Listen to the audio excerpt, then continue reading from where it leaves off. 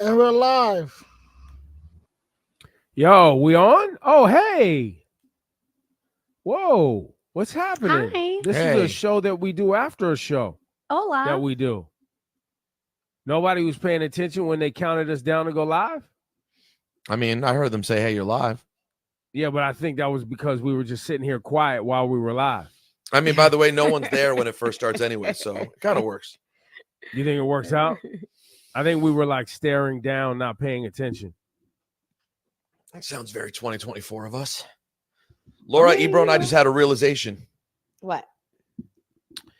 We, without talking about it at the exact same time, realized that we both think the new Eminem song, which we both initially did not like, at the same time said that for some reason it grew on both of us. And the next time I heard it was like, I think I kind of like this song. Well, so it's not a song I would listen to just because. No, it's not for me, for sure. But if it comes on while you're driving, but if it came on, I wouldn't turn it off. It started as, why is he doing this? This is not it. Like, I really did not. I was like, he's reaching to be this guy still. And then the second time I heard it, it sounded like he wasn't reaching. I was like, oh, he's just doing a Slim Shady song. And it actually, I don't know. I didn't hate the pocket. Kind of liked it. Well, I didn't hate the pocket. I actually like this hook better than the hooks he's used in the past. I'm Slim Shady. I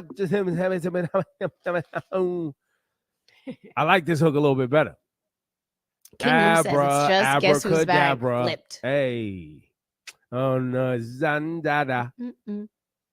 It is Guess Who's Back flipped. It's basically that. But it's I don't know. I kind of liked it. I was like, all right, Marshall. And well, all the think pieces, like I saw a lot of think piece. I didn't see it. There were some think pieces around Eminem and the misogyny and the the Meg Thee Stallion line.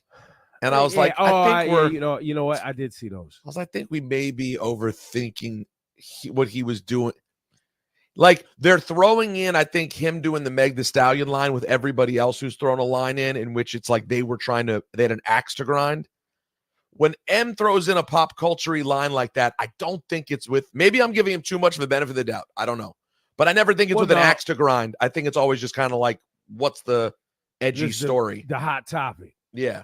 That's how I don't think he has an axe to grind, but there's definitely people who wouldn't have liked. They didn't like it when he did it to Britney Spears. They didn't like it when, they wouldn't have liked Aguilera. Any of them. They wouldn't have liked it. So, and by the way, guess what? Eminem been doing this for what, 25 years? Yeah, it's kind of what he does. So I might have told him to leave it alone. If I was on his team, I might have been like, let's leave it alone. Just because everything about her becomes a thing and she doesn't deserve it. Yeah, but they wanted this to be a thing. That's why it's streaming so highly on Apple Music. It's like a top 5 record in the world. What? Houdini? Eminem hasn't had one of those in a minute. You don't think the last time he dropped his first single was streamed that well? What was the single? Let's see. He's number 6 on the global top 100 on Apple Music.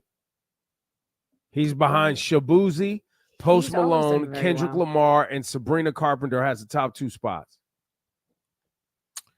Well, the last album was Music to Be Murdered By. I liked some things on that, by the way. It did have a few things I liked as well. The singles on said album, the first one was Darkness, which I do not remember. And the second one was Godzilla, which I think did do well. Yeah, featuring Juice WRLD. Yeah, I don't know. Let's see. Peak Position. Godzilla. It made it to 3 on the Hot 100. So it did do well. Made it to 3, yeah. Godzilla featuring Juice WRLD. Yeah, I'm looking at it now. 2020 was the year. Oh, right before everything happened. Right before the world fell apart. That's interesting. I didn't realize that M's last album, he got smacked with COVID right when he dropped Like whatever run he was going to go on did not happen. Right. I did not remember that. Because I'm sure that he would have toured and done a whole thing. That did not happen. So maybe that's why I don't remember the impact of it. Because we were dealing with other things. There were some other things going on. And Well, then here we before go, that Houdini. was Kamikaze. 2018. Houdini, Eminem. So wait, Rosenberg, Laura, did you see the Michigan? What was it? Detroit Live. What was this performance Eminem just did? It was some big Detroit event. Yeah, he brought out Jelly Roll. Rosenberg, he told me he brought out Trick, Detroit OG. What was it, Rosenberg?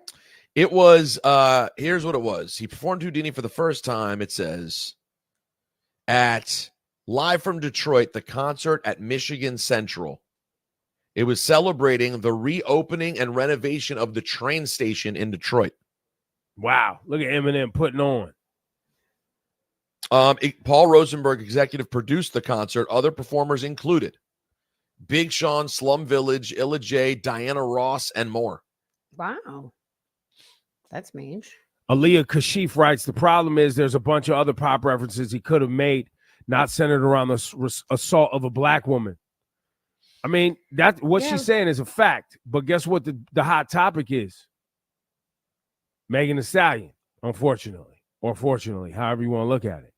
And Eminem cracks jokes. So if you're mad at a white guy cracking a joke about a black woman and using her incident to forward his content, then yeah, you ain't gonna like it. Christy Madigan writes, it's hard to watch a 50-year-old man drop that type of record. Facts. But I don't know. This is what he's been doing. Yeah, like, I don't know. That's always an interesting thing, too, is like... All of it can be true, by the way. I'm not saying that what these people are writing to us right now is not true. Yeah, and what I'm saying is he's I'm doing also what pointing Eminem out always does. We were both saying, like, it's not... The Eminem first single energy is never my kind of Eminem. It's not for me. But for whatever reason, I just thought the raps were better the second time I heard it. I was like, you know what? This is actually not a bad record for what it was. And it wasn't for me. It's a song that if it played on the radio, I might listen. It didn't make me irritated as much as Slim Shady and Guess Who's Back and those other records did. Because I didn't like those at the time. And I like some Eminem stuff. I like a lot of Eminem stuff. Very creative. Very good at what he does. But he definitely pisses people off. Listen, if you're over 35 and you're pissed off by Eminem lyrics, these were the same lyrics back when you were 25. And I get it. You'd be like, yo, well, hasn't he evolved? I mean, in some ways he has, in some ways he hasn't. He also said, so the other lines that he threw in here in terms of like could get you a little whatever.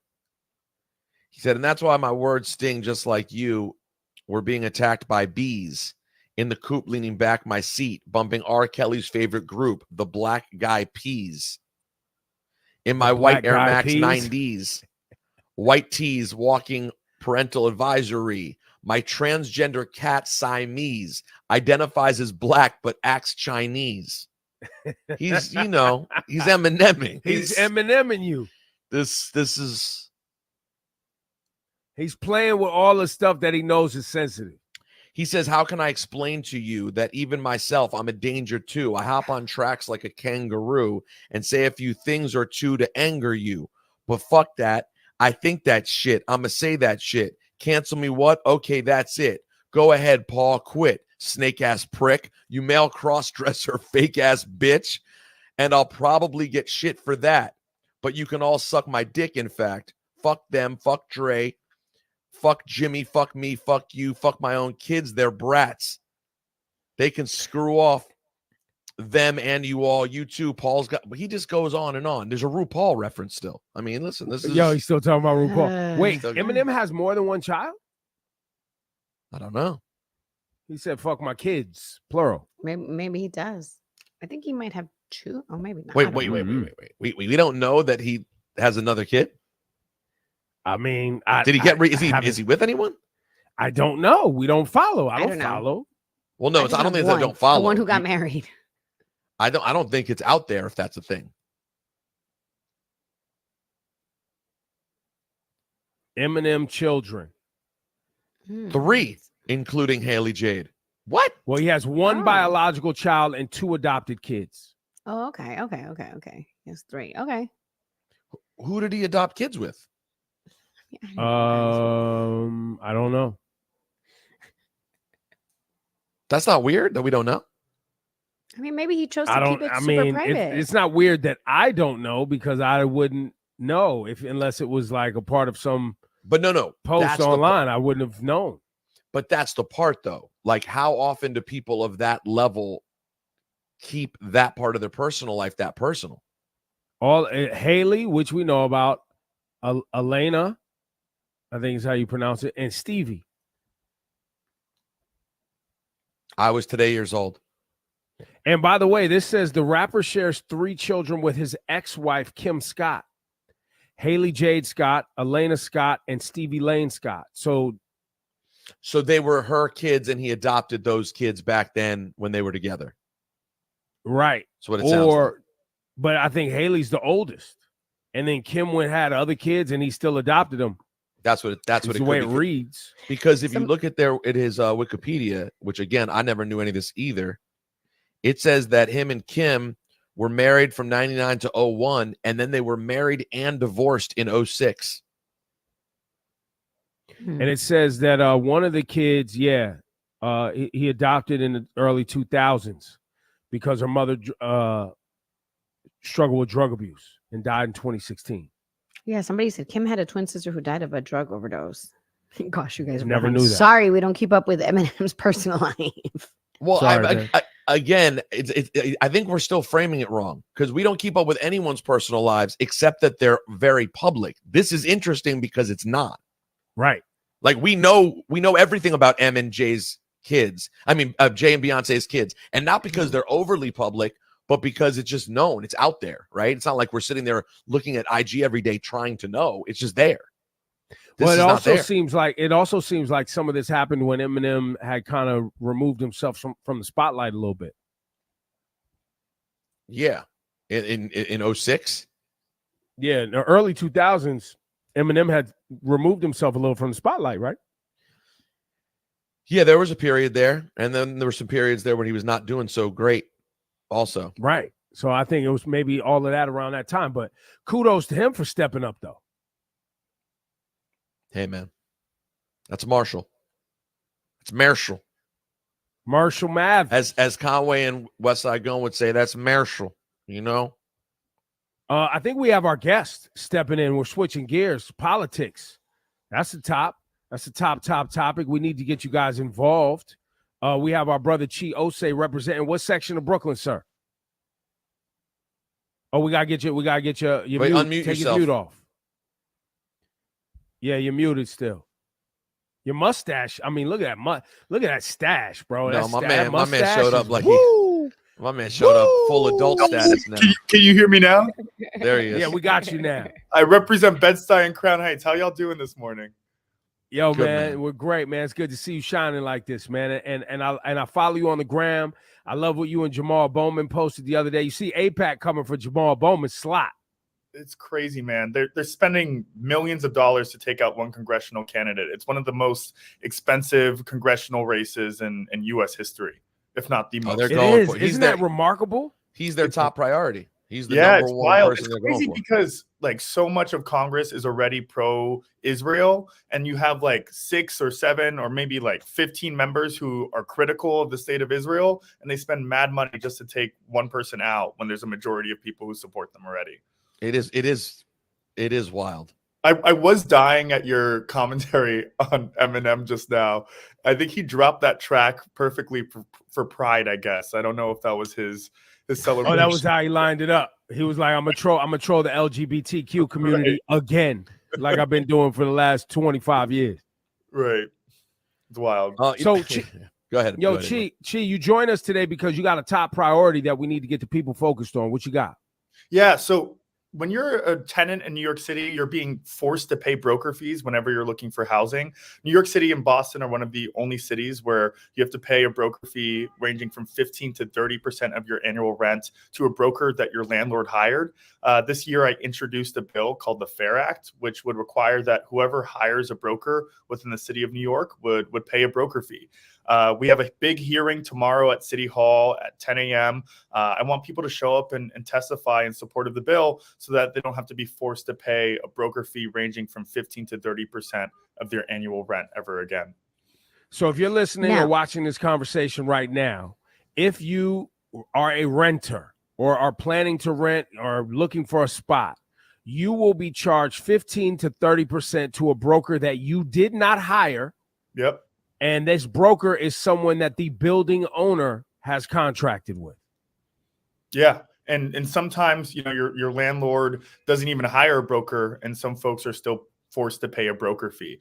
This is happening with rent stabilized units, units that aren't rent stabilized. I saw this article in the press the other day of this unit in Queens. It was $1,100 a month, and the broker was charging $15,000 for this person to just move in. Yeah. This bill would absolutely change that. The real estate lobby is putting so much money to try to beat this bill, but we have 32 out of 51 co-sponsors in the city council, which is a majority. A lot of labor unions have been pushing for this bill. And with the support of the public, we can get it past the finish line. Now, it's Laura Stiles. I'm not on camera right now. I'm having a little technical difficulties, but I wanted you to clarify something that I saw, because I saw a lot of the pushback that you've been getting is that, oh, well, as a renter, you're going to have to pay for this anyway, because they'll just bake in the fees into the rent. So you'll end up paying higher rent. Yeah. Can you explain why you say that this is not correct? Yeah, that's bullshit. And it's mainly a talking point that's coming from the real estate lobby, who doesn't really care about how much tenants are paying for rent anyways. That's wrong for three reasons. One, nearly 50% of rentals within New York City are rent stabilized. So it would be illegal for landlords to bake that fee into the rent. Two, rents are dictated and decided by market forces, not by what landlords can charge. If your landlord could increase your rent tomorrow, they would have done so yesterday. They're not holding back. And third, in the current system, tenants don't have bargaining power, which is difficult for them when they're at lease signing, when they're re-signing their lease. And landlords know that. They know it's expensive for tenants to pay $10,000 just to move into a new apartment, so they can increase their rent whenever they want. With the passing of this bill, this would give tenants more bargaining power, more mobility when they're looking for housing, and I believe it would put a downward pressure on rent. Well, how did you end up getting involved in this? It's such a relatable bill, Chi, because everyone has dealt with this. If you attempt to live in New York City and you're first trying to get an apartment, it is such an incredibly irritating experience to feel like you're having to come up with an amount of money that, frankly, most renters just don't have. And secondly, it's like this obligatory almost punishment for renting. Why did this particular area sort of resonate with you? Yeah, when I was looking for an apartment last year in Bed-Stuy, I couldn't find an apartment through the regular practices of Street Easy or through a friend. And I actually ended up hiring a broker, which was helpful. This person was able to help me find an apartment that was within my price range. I did have to pay a broker fee, but I was also hearing from so many constituents and New Yorkers at the same time that they don't want to be forced to pay a broker fee. Just because I was in a situation that I was able to hire a broker doesn't mean any New Yorker should be forced to pay a broker fee. And also with this bill, I'm not reinventing the wheel here. Every major city in this country, except New York City and Boston, whoever you hire as your broker, that individual pays the broker fee, whether you're a tenant or a landlord. The only cases where you're forced to pay a broker fee are within the cities of New York and Boston. And I don't want the city to be anything like Boston. So I'm hoping.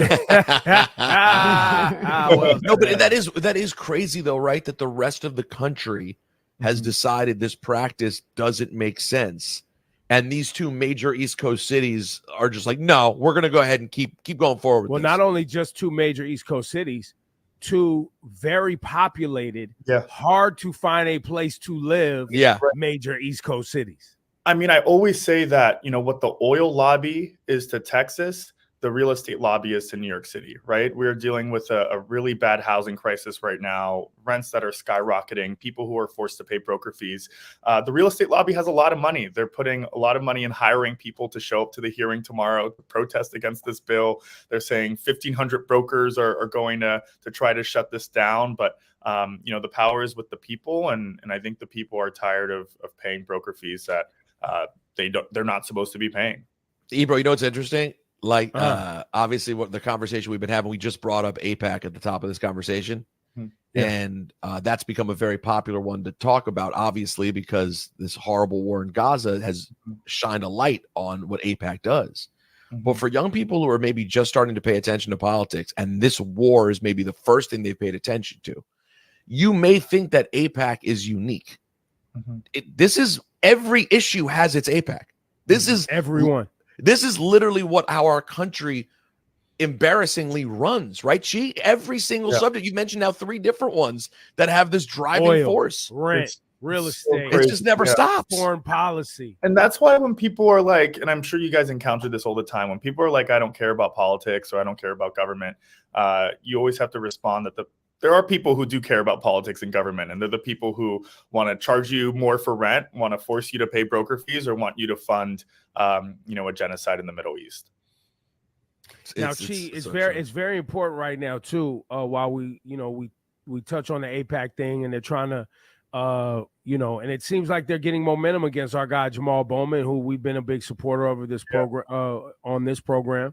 And you're supporting and all of that. And you guys are a part of a progressive movement inside the Democratic caucus, and you on a local level, him on a federal level. You, sir, represent an area of Brooklyn that in it between Crown Heights and Bed-Stuy. You have, I think, ultra-Orthodox Jewish citizens in that area. You have Palestinian and Muslim and Arabs in your area. It is Black, Caribbean, Black American, Asian, all different, like literally everything. And you've done a great job, because I've been watching you be empathetic to all ends of what's going on in Israel between what's taking place in Gaza and the government of Israel. How has that been for you as a politician?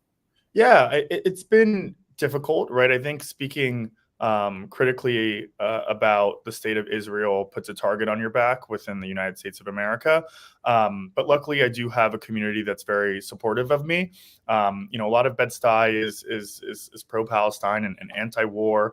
Even the Hasidic community in the north of Bed-Stuy, touching Williamsburg, I don't think Israel's the hottest topic for them, but it has been difficult to receive death threats, a lot of hate online about what I believe to be, a critical, just stance on what's happening. And that's in that stance of being against war, against genocide, against funding, a foreign country that is killing innocents. But, I always want to separate the line between being critical of Israel and anti-Semitism, because at the same time there is a rise in anti-Semitism. It should be called out when we see it. Sometimes it exists in progressive spaces, but being critical of Israel is not anti-Semitic. I think a lot of people know that, but a lot of people don't. But this conversation, Chi, as I'm sure you know very well, because you speak on things well and with empathy and calmly, it requires this crazy thing called nuance.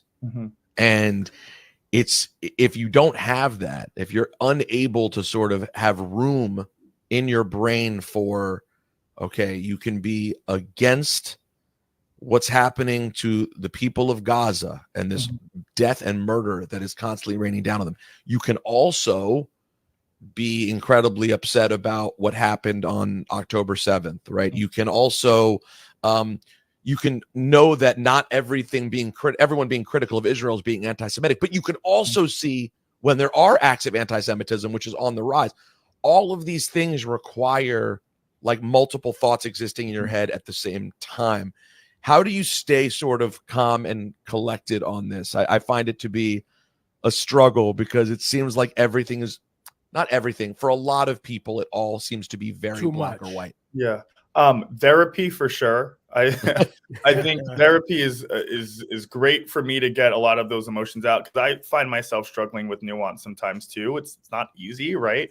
I think since 2016 and the presidency of Trump, it really put people into these distinct bubbles, and then also social media and the algorithm and whatnot. But I have a great support system, a great team of people around me, and I think I remember like announcing my candidacy on your guys' show. But I think throughout this process of being in the public light, being in an elected office, it's been a practice that I've been able to learn throughout the years to mature to a certain level. But I really do have a great team of people around me and a good therapist. Hang on, Chi. Hang on. All right, go ahead. You said you got blocked out by something happened on our end in the studio. But you have a team of people though who help keep you on the. Got a great team of people to help me, talk through some of my nuances, or at least lack of nuance sometimes. So it's been a great practice to learn how to be more nuanced. I definitely, Ebro, I definitely had a moment today or the last couple of days where I've been very outspoken, as we have been on this show, about what Israel's doing in Gaza and how I feel about it. Mm-hmm. But then again, back to nuance, right? But then I also see the protesting outside of the Nova exhibit, and the things that were being said outside of the Nova exhibit specifically. Now, granted, do I want to go to the Nova exhibit? No, because I've already spent a lot of time thinking about what happened at the Nova Music Festival. I've shed tears for that. I know what it was, and I don't fully understand why we need to make people feel, oh, I do understand. It's because we want to continue to justify a war, right? I may feel that way, but I also can have room to think, I also don't think it's appropriate to line up outside of that and be disrespectful to the people who died, right? And there's just so many different feelings happening if you're someone who cares about this issue and has thought, you know what I mean? And that was where I was earlier today. Every day, I literally have ups and downs. Both of you guys are being empathetic and doing a great job at it. I think there's individuals who hold on to the fact that no one has, or let me not say no one. It seems like the world for many years has not been empathetic to the Palestinian struggle, whether that be in the West Bank or in Gaza. Right. And so you have people who just really hold on to that vitriol. And so they see things happening to, on behalf of, or, in memorial of, and they're just like, yo, really? Like, we're doing in memorial of this, but that literally 4 hostages were saved, but y'all killed 215 people. And it was cool with the Biden administration. Like, what are we even talking about? Yeah, right? and then on the flip side, it's hard for people to wrap their brain around what's happening right now. And then on the flip side, I know a lot of Jewish people who are against the war, but who also felt a way about damn, I've never seen anyone express any sadness about what happened to Jews. I only saw them start to be angry at Israel with good reason. But damn, could we get one day where you cared about our people dying also? That's It's all of these mixed, and I understand all of the emotions. And I just think it's important we continue to kind of talk it out loud, because too many people exist in that bubble you're saying of nah, but the realest thing is the one thing we always talk about, Rosenberg, which is whether it's Hamas or whether it's the United States government or whether it's the Israeli government. We're all being used by people who don't even have people actually on the front lines potentially about to be killed. And who don't care about innocence. And who don't care about innocence. That's the thing that we should all agree on. That's the thing we could all agree on, Chi. It's you look at Hamas leadership, you look at Netanyahu's leadership. I see two sides who are benefiting from a war happening. So that scares me in terms of hoping that an end comes anytime soon. Yeah. And, you said people lack nuance, and I think people also lack empathy in this case. I don't want to see innocents killed, most especially women and children, which we're seeing a lot of in the last months. Chi, over in Brooklyn, another issue I wanted to really highlight. There's a tennis court you're trying to save, and a woman who's been teaching tennis over there. It's in Bed-Stuy, correct? Yeah, on Jackie Robinson Playground on Malcolm X Boulevard. How's the fundraising going for that? The fundraising is going great for her. I know that a lot of people donated. I know that you did, Ebro, and I know she's really appreciative of that. We're seeing this case of gentrification that exists through law.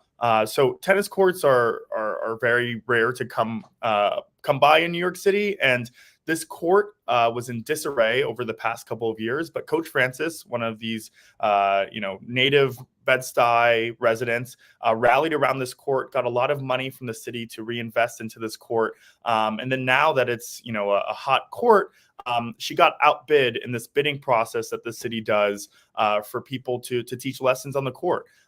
She put Wait 1 second. When you say outbid, does that mean it was like a price? Like people were bidding actual dollars to get access? Yeah. So to be able to make money off of tennis lessons in New York City, you have to put a bid down with the Parks Department to be able to be on those courts. She put down, I think, $6,000, and she was outbid by $40,000. Someone put down $40,000 for 5 years for the courts.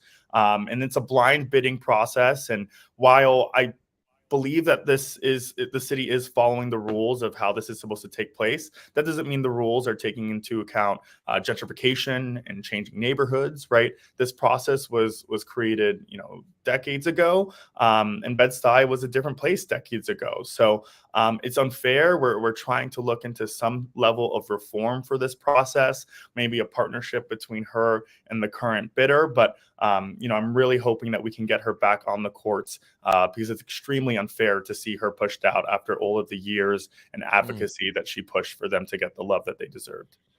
So you have a local person who's lived there, most of their life over in Bed-Stuy, teaching kids to play tennis and giving them an outlet. Now as the neighborhood changes, she got priced out. Yeah, and there's that's terrible. There's no way for them to work together where the person who had the more money to do it is able to say, "Hey, let's reserve your space so you can still teach on this court." Also, seems like there'd literally be room. No. We're trying to figure that out. I think there are some obstacles and politics that I need to navigate on the local level, but that is the goal. And I hope that we get a beneficial result for both sides so that she can continue teaching on that court. So I probably shouldn't say something like, yo, if this person doesn't figure out a way to work with this woman, we're going to find out who you are and I'm going to make you known. We probably shouldn't do that, right? That would be like bullying. Don't do that. And I think he's a constituent of mine too. So I'm navigating this situation. Okay. All right, bro. Yeah. Hey, bro, we watching you though, son. Yeah. Let she handle this. We watching you. All right, we'll follow the proper protocols. Yeah, I will call you in if I need you. I'll call you in for sure. Yeah. Let's just do the right thing over there. You know what I'm saying? Exactly. Yo, his name is Ossé, man. Look him up. Follow him on the gram. He's doing great work in this city, and we love you, brother. Keep going. Thank you so much. Thanks for having me on. Always, man. Take care, of course, man. Take care. Guys, bye. Peace. Ossé became a grown-up politician in front of our very eyes. Yo, my man's mustache. You people's mustache? Well, no, that's a move right there. He made a decision. He made a business decision. Oh no, for sure, that's a business decision. I'm gonna grow up. I want to be what's that called? Distinguished. What he's what now? Like probably 25. Yeah, I don't know. We know that. Like when he ran, he was like 22. That was our bro Reggie's son. So yeah, for people who are watching on the live who don't know, that's Combat Jack's son. That's Reggie Ossé's son. So when we met him a few years ago, he was a kid. Now he's like, I think he might be 24, 25. Yo, I think he's like in his second term already. Yeah, I think it's second term. I think so. Yeah. He's 26. 26. Yeah, there you go. Now when we met him, it says on his Wikipedia, relatives, Combat Jack, father. Yep. There you have it. That was a good convo, man. Yo, man, I don't give a fuck what nobody says, bro. We do good work, man. I don't know, Rosenberg, if you feel the same. You know what I'm saying? I just want to let you know we do some good fucking work, man. I agree. I enjoy the conversation. We fuck up from here. We fuck up from time to time. But overall, I would say we're at like a 95% clip. Yeah. And I'm only gonna get better. I turned over a new leaf. I'm now peaceful Rosenberg. So you're peaceful P. Peaceful P, bro. I'm gonna give my same opinions, but I'm challenging myself to use my words and to express things the way I'm trying to, not just to become a red-faced lunatic. Now, was this some sort of therapy session that brought this on, or what happened here? It was actually the wife after the Chef G situation. Okay. And she was like, she didn't like the bit from the beginning. She was like, I didn't like the second she saw the clip without any repercussions, she didn't like it. She was like, because you were just like, why are you kicking these young dudes off? No, because she knew I wasn't really getting anyone kicked off anything, but she was just like, you calling yourself a Karen and you acting that way, like it wasn't funny, and you literally, it's just gonna blow up in your face. Like but you only did it because that moment when we were doing that, I don't know if y'all know this, we do a morning show. It's literally 7 a.m. And sometimes you've just had enough. We've all had that moment. The story just hits our timeline. And in that moment, I'm just like, I don't feel like dealing with you. And in that moment, it was as simple as I had just dealt with the Amber Rose Trump thing. And in that moment, Ebro, and Ebro does what he's by the way, doing. how you feel about her quadrupling down? Like, it's crazy. She going hard. They must have gave her a nice bag. No, by the way, though, here's the thing. She posted this week. I don't know if you saw. Peaceful P commented. Peaceful P was in the comments. I said, I love you. You're my friend for life. But this is a bad decision. And let me explain a few things that I'm finding a problem with what you're saying. And I laid out a few things. And she started texting me on the side. And the problem is I think maybe she's used to dealing with people who don't really have any information. So because now she's like done a little bit of, like, as she puts it, research, she's now like looked into the rights version of things. She's hitting me with like, you should do research. And I'm like, no, Amber, I've been doing research. I've been doing knowledge, B. I know what the quote two sides are. There's a reason I'm not on my side because I've been warped by people. I've really done the work. I am where I'm not like all I want to know is, did her bookings go up and did her OnlyFans go up? That's really all I want to pay attention to here. I hear you. I don't know. I know that that's really all I want to know. I want to know if she got more traction with an audience that didn't know her before and they're checking her out now. I saw that she lost a lot of followers the first few days. Okay. She lost a lot. I don't know if that's bounced back, but I am trying, just because we're gonna now, it's June. This thing's gonna be getting ramped up now over the next 5 months, right? We're gonna have a lot of conversations. I don't think that the way I've been handling things has been changing any hearts and minds. I don't think I've done that. And B, I don't think I'm bringing any peace to my own life. So what exactly am I doing? That's the question. So what are you doing, right? How can I try to do things in a way where maybe I could either A, have a chance at changing hearts and minds, and or B, keep peace in my own life? So that's what I'm attempting. Or you could take the route that I took when he first won the first time. I want to see it. You laugh. You go, is this what you want? And then you just go, do you see what you did? Do you see what you did? But do you see what you did? Huh. You did not go for changing hearts and minds. You gave up on that. Nope. You went with B, peace in your own life. That's right. You said, you said it's a little bit selfish. You admitted that. But good. That's all I can do. I can. I'm good. Yo, I was out here telling y'all how we could move and make things.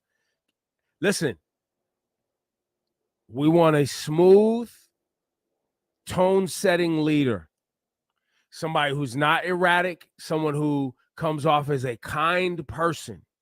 Because I said this in 2016, tone is important. I have been in leadership enough, either leading people or being an executive for a large part of my life. Most people have not, and they don't know how important tone is to keep mass amounts of people on the track. Yep. If you have leadership that does not care about tone or who they offend, or, it's by any means necessary and they're not going to take into account. Look, as much as I don't like Biden, I know he actually is trying to figure out how to get different ends of this country to come together to make solutions happen. I know that's the attempt. Even though the criticism of him, you'd think he's like some crazed far left. Like, yo, Ebro, you would think he's not left at all. You would think Rashida Tlaib is president, bro. The way they talk about Biden is a conservative, damn near. Yeah, he's a centrist, true centrist, a middle milk. He's into money. He's into banks. He's into finding out ways for corporations to make their margins better. At the same time, he's trying to figure out ways to take care of people who need some hope in their life. You know, this whole country thing, this whole American experiment is all based on hope. People believing that something good can happen. You have one candidate who's like, yo, let's do this hope thing, which is Obama's thing. And then you have another candidate who's like, yo, fuck them all. When I get the job, I'm coming for fucking everybody. And that's it. Geared up this time. And then you got Supreme Court justices. Great point, King Lou. Supreme Court justices just caught on secret audio. Their wives are fucking psychopaths wanting to put up flags in their front yard to antagonize their neighbors. And your husband's a Supreme Court justice. Lady, you don't have nothing better to do? And then the Supreme Court Justice Alito himself was like, yo, I don't know if both ends of this can exist at the same time. Somebody's got to win here. What? Yo, that's terrifying. I didn't know he said that. Basically, I'm paraphrasing, but basically go look it up. You're a Supreme Court justice. Yo, then Clarence Thomas, his wife actually booked buses to get people to fucking Washington, D.C. for January 6th. Yep. Financed it, bro. Wait, who picks the Supreme Court justices again? The president. Oh. Okay. Because Amber kept pointing out that like Trump personally isn't anti-abortion. And I'm like, well, that doesn't really matter. No, how about this? This is what I said in Amber's comments. No, I didn't say it in Amber's comments. I said in Shade Room, who posted Amber. I said, I don't think Amber Rose, because she was like referring to Project 2025. Trump has never said he agrees with that. Trump has never said he agrees with anything. Mm-hmm. The only thing Trump agrees with is who's giving him the most money and keeping him in power. So whomever that is, he's going to agree with. I know. That's the problem. I know. She gets caught up in like his personal beliefs. I'm like, I don't know if Trump's a racist. I don't know if Trump cares about it. I don't know any of it. Trump doesn't give a damn about none of it. He's rolling with who's making him hot. And you know who loves him the most? Dangerous white supremacists who literally have direct connection to like neo-Nazi groups. There are a lot of people around him right now, Ebro, who have past legit connects to neo-Nazi organizations. Now, Bannon, Stephen Miller, going all the way back. Roger Stone. Like, what are we talking about? Literally everyone that was in Trump's team has been convicted of something. Everybody, including him. Oh, and my favorite is there was nothing wrong with the justice system when it was black folks having problems with it. Now everything's wrong with the justice system. And we getting rid of the FBI. We get rid of the CIA. You can't trust the Department of Justice. It's all faulty. Get rid of it. What the fuck? It's crazy, right? Y'all still back to blue, though, right? Even if they're putting your hero in jail? You still back to blue? Oh, yeah. And I was just going to post something at Old Man Ebro, too. Something I had collected in my little my collection of things I stole from the internet. Former U.S. Capitol Sergeant Aquilino Gonell, who said, at first, I was neutral about what happened on January 6th. But Joe Biden is not the one offering people pardons for the same people who attacked the Capitol, the officers, and myself. Trump is. Joe Biden is not saying that he's going to suspend the Constitution. He's not the one standing up in his rally telling people to rise up to listen to a made-up, modified national anthem. I didn't even know that happened. Created by convicted felons who assaulted me. I sustained multiple injuries on that day, two of them severe enough to require surgeries and years of mental health and physical therapy. So it's an easy decision to support Joe Biden. It's a fucking cop. Listen, it's a cop, bro. So they're not backing the blue. They're fucking liars. Of course. I gotta go. My dog. Where are you going? My dog. Where are we going? Your dog shit on the floor? That's what I'm hearing. So I gotta go do it. Yo, that means Bear was protesting. He's pissed. Bear only shits on the floor when he's mad at somebody. No, I think he ate a Pop-Tart last night. See y'all next week, 9 o'clock. All right, bye.